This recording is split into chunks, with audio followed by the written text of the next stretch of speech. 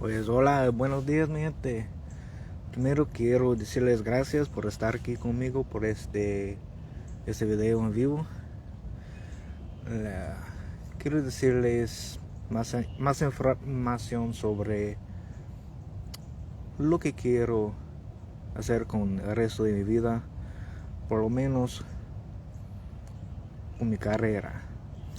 Pardon me as I literally catch my breath. I hiked a few miles to get here and I wanted to start this video before the sun sets. Entonces, I want to discuss some of the obstacles I faced in the last year. A year of deep reflection, as many of you already know. And you look back at your career, you look back at the choices you made in your life, both professionally, personally, and so on and so forth. And you're grateful for the experiences.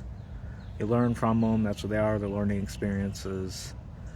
To give a little context for those of you that may not know, you can say for the last decade and a half of my life, I gained about a decade of experience in hospitality, retail, a couple of years of experience in education, specifically higher education. And that is part of what I want to discuss today. And again, I want to give my sincerest gratitude to those of you who invested your time in me, especially during that part of my life when I first began my career in education, specifically higher education. Now, just like whether it's your personal life or your professional life, you'll find yourself where you meet these forks in the road. And it's like a wise man once told me, both literally and metaphorically speaking, the middle of the road is a very dangerous place to be. So you have to choose a path, right? And just because you wander down one path, you learn, you gain these experiences, and most importantly, you gain these transferable skills that will help you later on to be more successful in these other aspects of your life, whether it's professionally, personally, or otherwise. So you can say that's where I am, right? I spent perhaps the last year looking for a job. Did I need a job? No. What I needed was, at least what I thought I needed was, a reliable source of income. You don't need a job for that, but what I want to do, and what I'm doing now, is focusing my career back on education. I was at this crossroad in my life about 8 years ago where I was presented the opportunity to take on a double major. My options were Spanish education, or English as a second language education. And at that point, I had gained a couple years of experience working in the field. I had the honor and the privilege to be mentored by 14 different professors, lecturers, and I learned so much from them. We're talking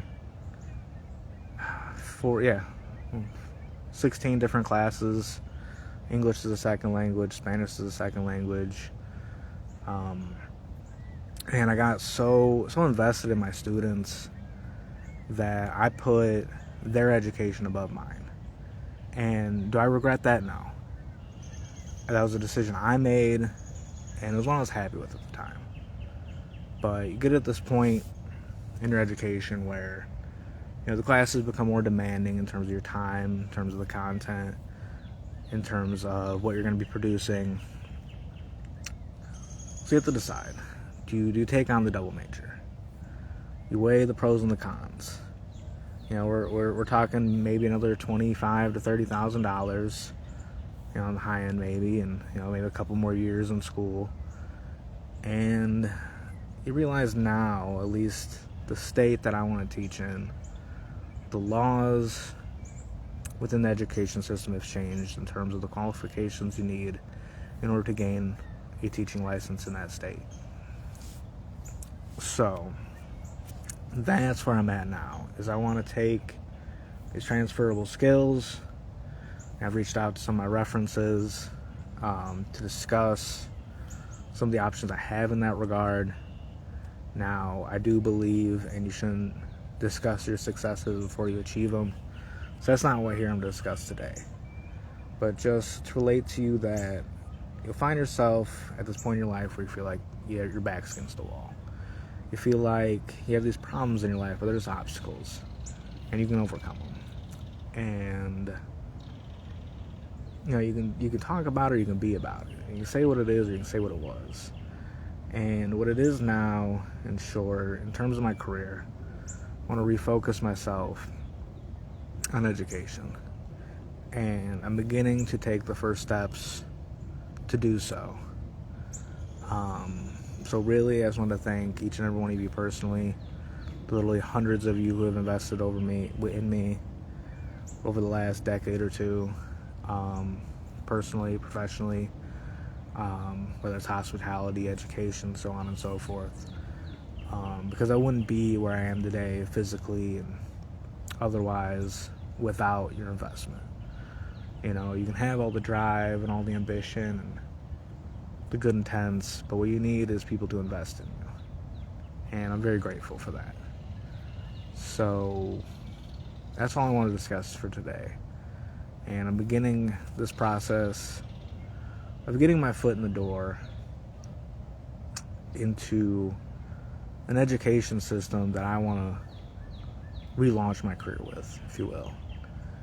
And it's just like Gordon Ramsay said in the interview. World-renowned chef Gordon Ramsay stated that never once in his career did he walk into a kitchen and just demand respect out of anybody or demand some high salary or some high position, just because of his accreditations, because of his experience.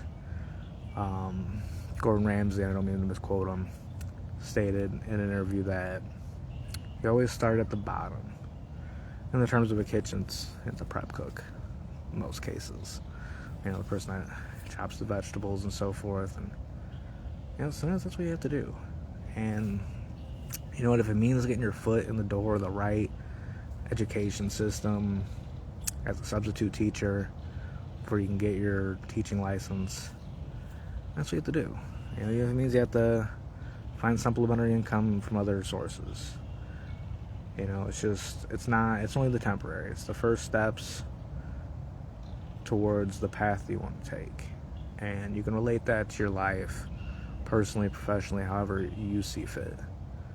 So, again, I just want to sincerely say thank you for the little hundreds of you from the university, from the community at large, especially during that time of my life when I took that leap, right? You teach English as a second language, you teach Spanish as a second language, and you really get involved in the students.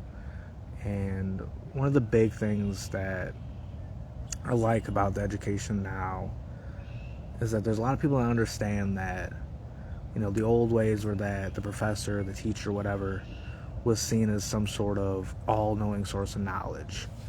And that's just not the case. You got to put your ego aside and understand you don't know everything. There's more information out there that you don't know than you ever will know.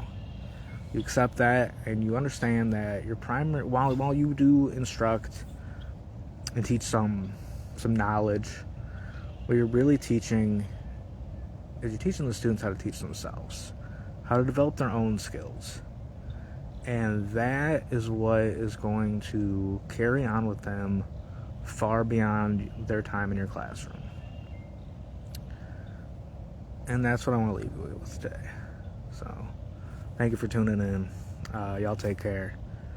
Love you.